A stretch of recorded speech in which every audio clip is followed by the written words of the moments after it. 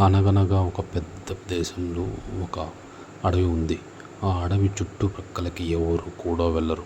అదొక వింత అడవి.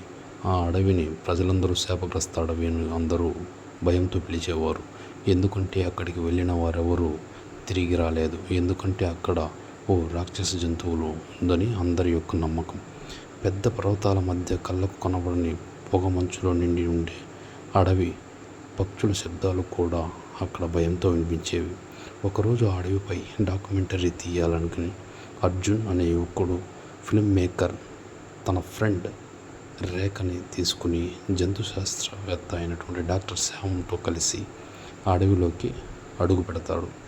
ఆ దారిలో వాళ్ళు హెలికాప్టర్ దిగిన క్షణం నుంచి వింతలు మొదలయ్యాయి. అర్జున్ మాట్లాడుతూ, ఈ అడవిలో ఏదో ఉంది, ఇది మామూలు ప్రకృతి కాదు, ఇది అంతకు మించి అని చెబుతాడు. ఆ రోజు రాత్రి వారు క్యాంప్ వేసుకున్నారు. కానీ అర్ధరాత్రి అడవి లోపల ఓ భయంకరమైన గర్జన విన్నారు. చెట్లు ఊగిపోతున్నాయి. ఎక్కడికో ఒకవైపు పరిగెత్తే గొప్ప శబ్దం. కెమెరాలు తిప్పుతున్నారు. కానీ ఎవరికీ అర్థం కాలేదు.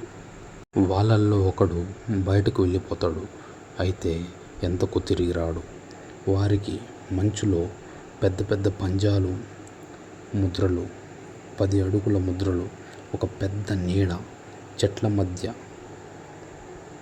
అది మనిషి కాదు, అది మనిషిని నిందించే శబ్దం చేస్తుంది. డాక్టర్ శ్యామ్ మాట్లాడుతూ, ఇది మామూలు జంతువు కాదు, ఇది మానవ జాతికి తెలియని ఒక జాతి ఉండవచ్చని చెబుతాడు. వాళ్ళందరూ అడవిలో ముందుకు సాగుతారు. అక్కడ ఒక రాతి గుహ కనిపిస్తుంది.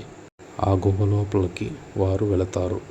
అక్కడ గోడలపై రక్తపు రంగులతో వ్రాసిన జంతువుల చిత్రాలు చూస్తారు. అది ఒక శాపగ్రస్త జంతువు.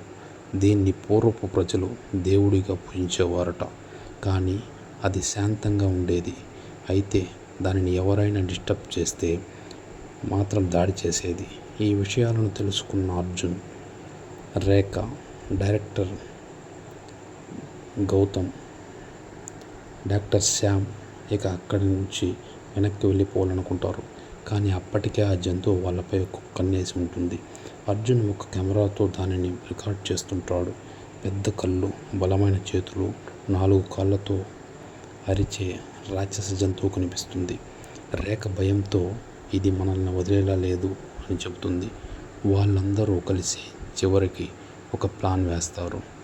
అది ఏమిటంటే, ఆ గుహని మనం పేల్చి దానిని భయపెట్టి అడవిలోకి పంపేయాలని అనుకుంటారు. అదేవిధంగా గుహలో బాంబులు పెట్టి పేల్చేస్తారు.